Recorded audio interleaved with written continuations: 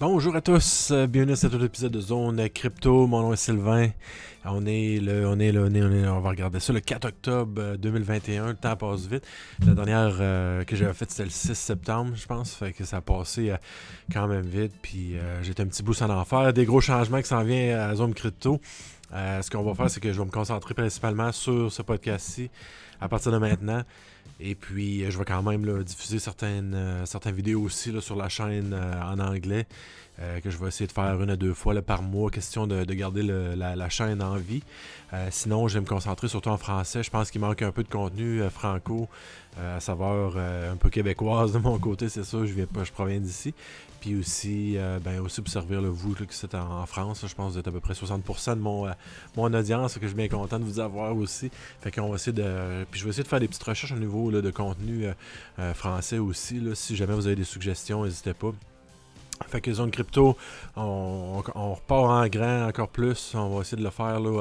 Je vais essayer d'y aller avec environ 2 épisodes semaine. On va peut-être augmenter ou selon le cas. J'ai un changement de travail de mon côté ici. Fait qu'on va voir comment que ça va aller. Mais sinon, on va essayer de faire des petites vidéos d'environ de 10 à 20 minutes comme on faisait. Faire un petit peu plus souvent. Là, je m'inspire un peu de certains qui le font en anglais déjà. Fait que c'est un peu de passer à travers les nouvelles. Peut-être un peu au niveau des marchés aussi. Puis peut-être certaines vidéos aussi pour vous montrer quelque chose de spécifique par rapport à soit un échange, un porte-monnaie, des choses comme ça. Fait que j'aimerais ça prendre tout ce temps-là pour me consacrer en français surtout, puis d'aider les gens qui commencent en crypto-monnaie pour en comprendre un petit peu plus. Puis aussi, comment débuter, je pense que c'est un gros obstacle au début, on ne sait pas trop où aller. Quand j'avais commencé ce podcast-ci, j'avais concentré sur les épisodes au début, mais à chaque dans le fond épisode, on va essayer de toucher un petit peu à chaque fois certains petits trucs, astuces pour les débutants. Et puis, question de bien partir en crypto. Donc là, Zone Crypto, je vais l'avoir comme surtout Anchor, Spotify, Apple Podcasts, toutes les plateformes de podcasts. Et puis là, je vais l'avoir aussi comme j'avais déjà commencé sur YouTube et puis sur Odyssey aussi, Odyssey, si on peut dire en français, quand même populaire au niveau, c'était library.tv avant. Donc beaucoup de contenu crypto sur cette chaîne-là aussi. Fait que je vais les mettre sur, je vais dire uploader sur cette plateforme-là aussi. De misère à parler des fois.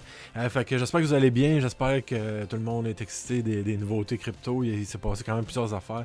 Aujourd'hui d'ailleurs, il y a la grosse panne de Facebook. Fait que on va aller tout de suite dans nos choses. Puis de la même façon, on va essayer de couvrir les marchés. Après ça, on peut aller voir un peu au niveau des nouvelles, qu'est-ce qui se passe en crypto. Facebook, WhatsApp, Instagram volent la vedette aujourd'hui avec leurs nouvelles. C'est pas trop rapport en crypto, mais peut-être que ça amènera certains débats au niveau de la technologie, puis des pannes et tout ça qui peut quand même arriver dans la crypto-monnaie et tout. Là. Fait que c'est ça. Fait qu'on va commencer tout de suite. On va faire un aperçu des marchés. Je vais partager mon écran. Donc, allons-y avec les marchés. C'est ça, avant de commencer, une panne majeure affecte Facebook, Instagram, Messenger, WhatsApp. Fait qu'on va suivre ça. C'est un peu contenu technologique / médias sociaux. Fait que à suivre. C'est une petite chose, je pense, qui intéresse quand même plusieurs personnes. Là. On parlait de beaucoup de désinformation et tout dans les derniers mois avec ce que vous savez ce qui se passe. Donc, à suivre, à savoir est-ce que c'est quelque chose qui est planifié d'avance, c'est une panne planifiée ou autre. À suivre à ce niveau-là. On va y aller avec les marchés ici. Alors, comme je vous disais, là, il y a eu une belle petite montée au niveau de la fin de semaine. Là, je suis dans les chandelles d'un jour avec BTC versus le dollar américain. Alors, chandelle d'un jour ici, il y en a un qui mentionnait hier, là, justement, au niveau des semaines. Donc, on va le répéter un petit peu ici. Donc, ce qui se trouverait être la bougie là, de semaines, ce sera cette dernière-ci qui était une montée là, après une petite descente là, d'environ 3 semaines. Celle-là, on ne savait pas trop ce que ça en allait. Fait que c'était vraiment une petite descente. Toucher la moyenne ici. Je pense que c'est celle-là de 200 jours que j'ai là présentement. Et puis là, on semble retourner vers le haut. Ça semble annoncer là, un petit peu haussier, comme on peut dire. Mais ça, encore une fois, il faut toujours observer et voir comment ça va aller. Mais sinon, il y a peut-être de bon augure. Puis ça semble très bien faire aujourd'hui là, au niveau de la journée aussi, qui avait eu un départ un petit peu plus lent. Puis que là, semble augmenter. Donc, si on regarde les dernières semaines qui étaient à 39 000, ben là, on se situe à 49 235. Alors, je vais mentionner les prix aussi pour ceux-là qui écoutent le podcast sur juste à l'écoute, juste sur Spotify ou Apple Podcast. Fait que 49 230. Ethereum 3409. Il y a eu une bonne montée aussi, la même chose pour Ethereum. Ça a été quelque chose là, qui se poursuit là, au niveau d'Ethereum quand même. Bon momentum, là, comme on parlait, il n'y avait jamais eu de super grosse descente là, depuis la montée. Donc on se maintenait, on semble vouloir retourner vers le haut aussi pour ça. X, j'en avais déjà parlé aussi. Je sais pas si vous avez été allé voir vos choses. On a une belle pente montante ici. Puis ça s'est calmé là, depuis quelques semaines. À savoir ce qui se passe ici là, depuis environ là, le début septembre. À suivre également. J'ai semblé noter une petite baisse. Quand BTC semble aller un petit peu mieux, X va un petit peu moins bien. Puis quand les autres cryptos crashent, ben à ce moment-là, X remonte. Fait que quelque chose à suivre là, de votre bord à ce moment-là. BSV, encore une fois, il y a la conférence cette semaine du 5 au 7 octobre à New York, CoinGeek Conference. Donc CoinGeek, là, qui est leur média principal. On pourrait le couvrir tantôt là, sur un site ici. On pourrait même aller voir maintenant tout de suite, coingeek.com. Alors allons-y. Alors, eux autres, il y a une conférence, donc CoinGeek.com, il y a beaucoup de. C'est une plateforme média là, par Calvin Air Media qui est beaucoup impliqué dans le dans BSV, dans l'écosystème Bitcoin SV. Alors, il y a une conférence ici là, du 5 au 7. Il y a encore une chance, si vous voulez assister en ligne, il y a aussi la chance là, de sign up, là, comme on dit, de s'enregistrer pour la conférence. Donc, vous pouvez aller voir, il va y avoir plusieurs personnes. C'est sur 3 jours, si je ne me trompe pas. Ouais, c'est à New York, 5 au 7, virtuel, puis aussi en direct à partir de là-bas. Alors, à suivre pour ceux-là que ça les intéresse. Là, c'est quelque chose qui se passe cette semaine. Bitcoin Cash, 551 dollars. Alors, c'est à suivre aussi. Ça semble pas très. Ça semble pas se performer aussi bien que les autres. Il y a peut-être une chose que je voulais vous mentionner aussi au niveau de. Est-ce qu'on l'a ici? Tether, ZEC, OKEX. On va regarder ça ici. Ça, ce que tu trouves être le Bitcoin Cash ABC. Je pense que je devrais avoir la bonne. Oui, c'est ça. C'est eCash. Alors, ce qui était. Donc, au départ, on avait. Vraiment, ça avait BTC, Bitcoin, puis après ça, ça a changé BCH, c'est comme fait un fork de BTC. Par la suite, BCH s'est splitté en deux, BCH, BSV. Et puis là, BCH, encore une fois, s'est splitté en deux. Donc BCH, puis il y a eu Bitcoin Cash ABC, qui est devenu sur un rebrand exact, donc eCash. Alors, c'est ça qui s'est passé dernièrement. Et puis les autres, ils ont comme modifié un peu là, je ne sais pas si c'était fois 1000 ou peu importe, au niveau du supply, là, au niveau du nombre de coins qu'il y a de disponibles. C'est pour ça qu'on voit un prix là, vraiment plus bas, mais c'est parce qu'ils ont comme changé. Mais il y a eu une très grosse poussée là, quand même dans les dernières semaines dans les semaines, si on regarde les semaines ici, alors peut-être pour les 3-4 dernières semaines, ça a vraiment eu monté. Puis en market cap, si on regarde même sur CoinGecko aussi, ça a même surpassé là, BSV, je pense. Là. Fait que ça, on devrait le trouver ici. Alors, eCash 42 a même surpassé BSV, là, Bitcoin Cash et BC. Encore l'autre version avec le vrai prix là, qui était en tant que tel. Puis là, ils ont la version eCash ici. Là. Fait que je ne sais pas s'ils utilisent encore les deux. J'ai pas fait beaucoup de recherches là, sur eux dernièrement. Et puis Bitcoin SV qui se situe à 55. Donc on a un marché plus élevé que même les Dash, Zcash, BSV. Donc un marché plus important déjà après quelques semaines là, de la fork là, sous un autre rebrand là, qui ont comme lâché un peu le nom Bitcoin en tant que tel. Donc ça, c'est pour ça pour les marchés. Par la suite, on regarde, y a-t-il des choses à noter? Pas que je pense en ce moment. Il y a Solana, qui est quelque chose là, qui monte beaucoup dernièrement. Il y a eu Telos aussi, j'en ai parlé. Voilà un bout aussi avec l'Ethereum EVM. Continue de très bien faire là, à ce niveau-là. On est montré quasiment à... On était touché à $1, ouais, quasiment, puis on est en train d'y retourner encore. Moi, quand j'en ai entendu parler, là, c'était dans ces portions ici, là, vraiment très basses, là, dans les scènes. Fait que j'ai quand même eu une bonne entrée là, au niveau de Telos, que je voyais un peu le potentiel à ce niveau-là, qui utilise la même chose aussi que iOS, le même software, le même logiciel, comme on dit. Et puis, c'est juste un petit peu différent là, au niveau de certaines choses. au niveau de la gouvernance du coin, du jeton en tant que tel et tout ça. Là. Fait que c'est un petit peu différent, mais somme toute, là, ça ressemble beaucoup. Par la suite, je ne sais pas s'il y a d'autres mouvements notables. Encore une fois, la discussion, c'est sur BTC, à savoir est-ce qu'on va continuer de monter.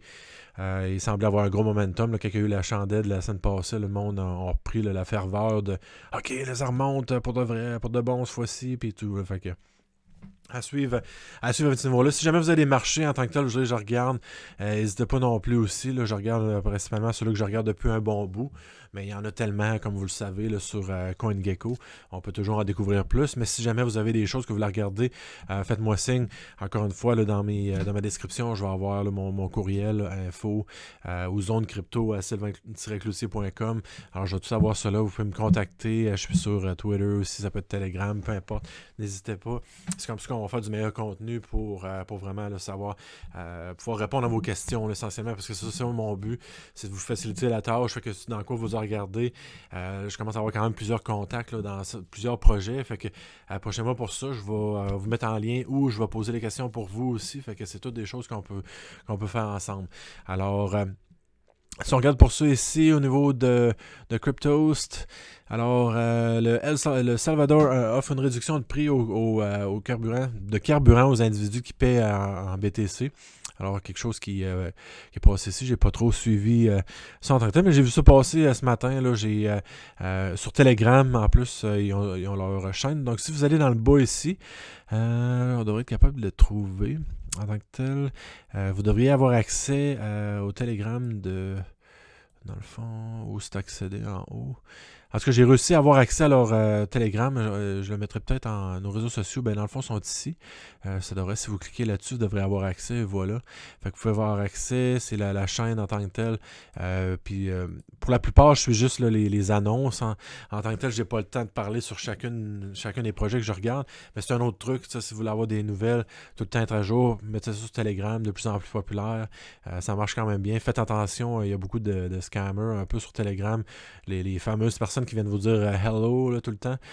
Alors, s'il n'y a pas plus de contenu que ça, moi, je les efface à chaque fois. Fait que, juste sachez que si vous voulez me parler, assurez-vous d'avoir d'autres choses que bonjour ou hello. Dites-moi, OK, j'écoute ta chaîne, blablabla, j'ai une question, quelque chose comme ça.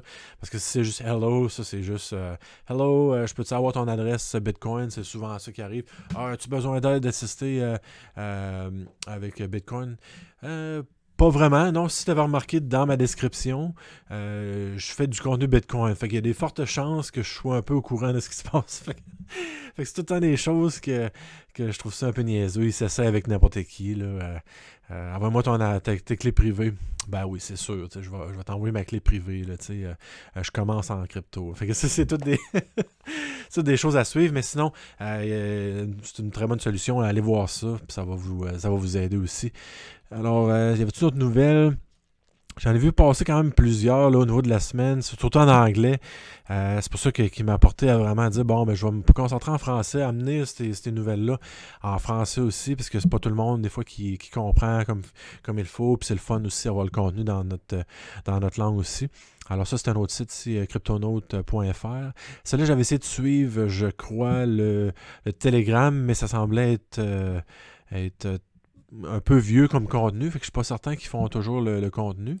Et puis Crypto News FR, ça c'est quand même bon aussi.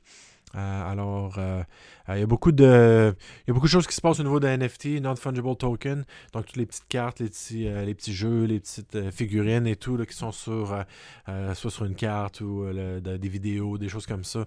Alors, il y a beaucoup de choses là, qui se passent à ce niveau-là présentement. Pandora Papers, comment l'élite mondiale se sert de la finance traditionnelle pour dissimuler des millions. Alors, oui, ça c'est sorti là, dernièrement. Dissimule des millions là, dans les, si on peut dire, soit à Monaco, Panama, en Suisse, les îles Caïmans.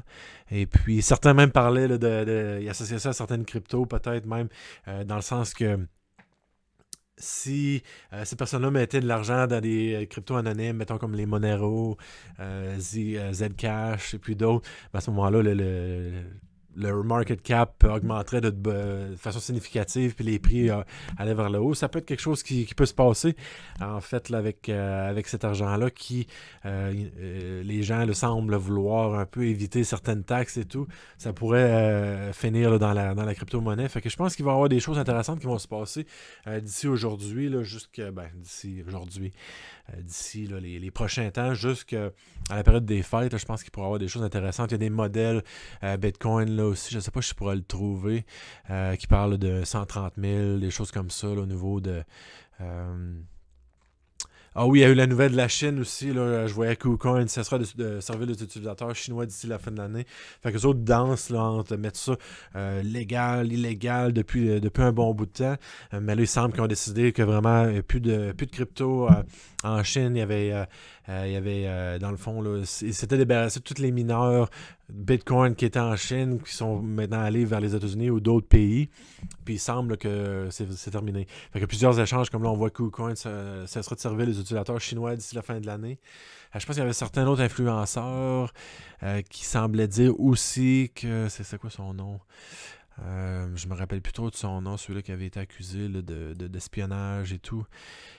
Qui semblait dire, ben, avec la baisse, en fait, avec la disparition de la Chine, que ça l'a amélioré pour les autres pays. Fait que ça, c'est à suivre aussi. Je ne sais pas si ça va se produire en tant que tel, mais ça peut être des choses à regarder également.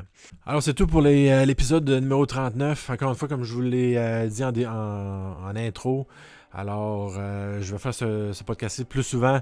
Là, je vais y aller un peu comment que ça va. Si vous avez des suggestions, faites-moi le savoir aussi. Je vais probablement essayer de le faire 2 à 3 fois, espérons. Avec le travail et tout, c'est quand même un peu difficile. Mais si vous voulez encourager, là, n'hésitez pas. Là, je vais mettre un Patreon aussi de disponible aussi si vous voulez contribuer pour ça. Je mets tout dans mes descriptions aussi, je vais tout mettre là, les courriels. Envoyez-moi des questions, c'est de même qu'on va bâtir le contenu aussi. Fait qu'à chaque épisode, là, je pourrais commencer avec un petit peu de marché, un petit peu des nouvelles, puis par la suite adresser certaines questions là, que vous pouvez m'apporter, faire une petite recherche ici et là, puis on va pouvoir là, vous répondre à ça. Encore une fois, mon but là, c'est d'aider vraiment tout le monde qui veut commencer en crypto. Je vois qu'il y a beaucoup de contenu en anglais, ça semble pas trop être le cas en français. Là. Donc, c'est vraiment ça qui me pousse là, à aider les gens dans la crypto. C'est quelque chose qui peut aider les gens là, dans leur liberté financière dans le futur.